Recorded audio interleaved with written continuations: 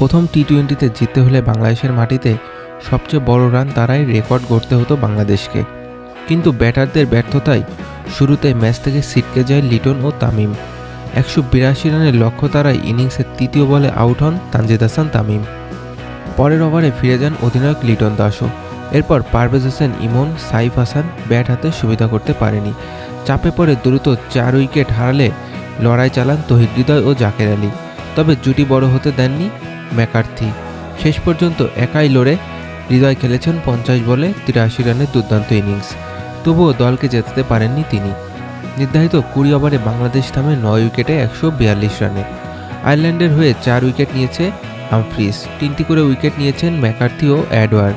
এর আগে ব্যাটিংয়ে নেমে আয়ারল্যান্ডকে 181 রানের বড় সংগ্রহ এনে দেন হ্যারি ট্যাক্সার। 45 বলে 69 রানে ইনিংস খেলে শেষ 10 ওভারে 104 রান তোলায় সফরকারীরা পেয়েছে বড় জয়ের পুঁজি। আর 39 রানের ব্যবধানে হার দিয়ে সিরিজ শুরু করে বাংলাদেশ।